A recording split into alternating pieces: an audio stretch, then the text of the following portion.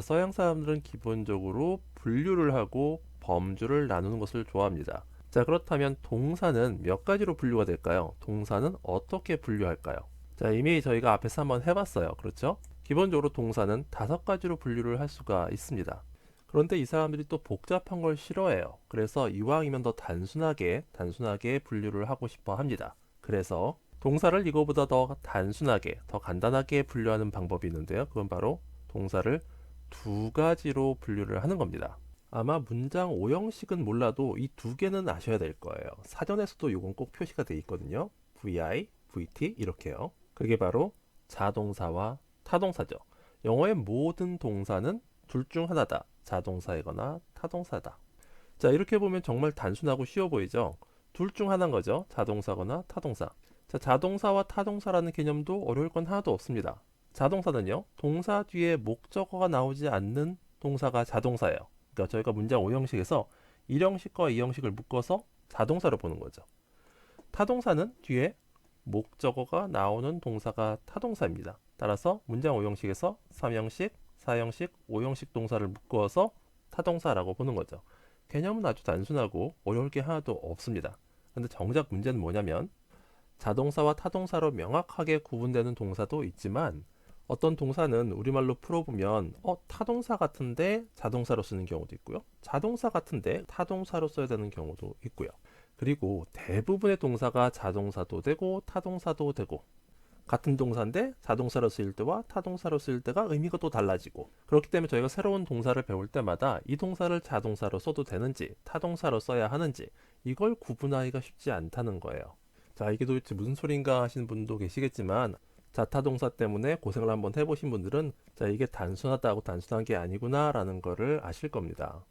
자, 그렇다고 자동사, 타동사가 쓸모없는 개념은 아니고요. 저희를 어렵게 하기만 하는 개념은 아니고요. 방향을 잡아주는 거죠. 저희가 동사를 배울 때 어떻게 배워야 되냐면 기본적으로 영어 동사를 배울 때 그 동사 뒤에 목적어를 쓰는가, 목적어를 바로 표현하는가, 안 하는가 이거 정도는 집중해서 살펴봐야 된다. 바로 그런 가이드라인을 주는 거죠.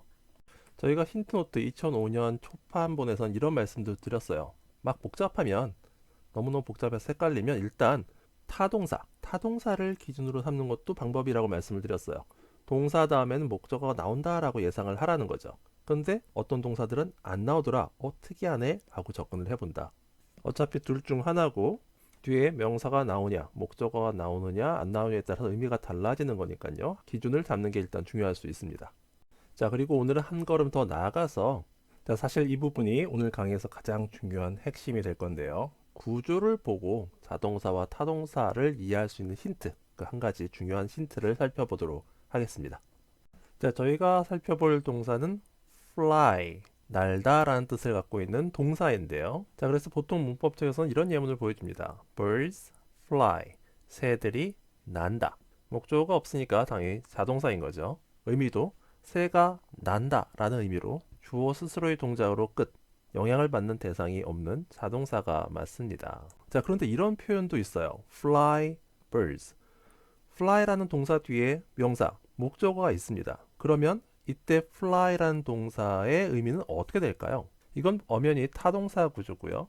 뒤에 fly라는 동사의 영향을 받는 대상, 목적어인 birds가 나왔습니다. 이때 fly라는 동사의 의미는 새를 날려보내다 라는 뜻이 됩니다. 새를 날려보내다. 자, 그러니까 저희가 자동사로만 알았던 fly라는 동사가 타동사로도 쓸 수 있고 타동사로 썼을 때는 의미가 살짝 바뀐다는 것을 알 수가 있는 거죠.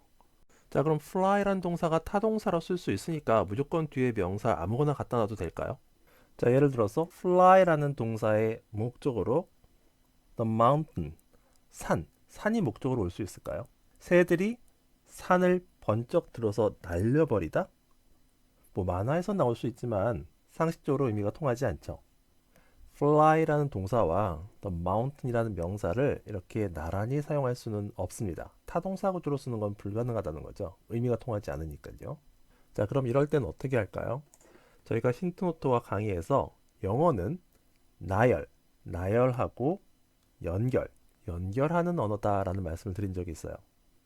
자, 이렇게 의미적으로 연결이 안 돼서 나란하게 둘 수 없는 경우에 두 개의 단어를 연결해 줄 수 있는 것이 영어에 있습니다. 그게 뭘까요? 바로 전치사입니다. 자, 몇 가지 예를 들어 볼게요. 자, 이렇게 fly라는 동사와 the mountain이라는 명사를 중간에서 over라는 전치사가 연결해 주면 어떻게 될까요? 새가 산 너머로 날아간다. 의미가 통하죠. 전치사가 fly라는 동사와 the mountain이라는 명사를 의미적으로 연결을 해줄 수가 있습니다. 자, 그럼 다른 전치사를 한번 써볼게요. 자, 이번엔 into로 연결했습니다. Birds fly into the mountain. 새들이 산 속으로 날아간다. 자, 이렇게 보니까 전치사가 왜 필요하고 또 전치사가 어떤 역할을 하는지 명확해지죠.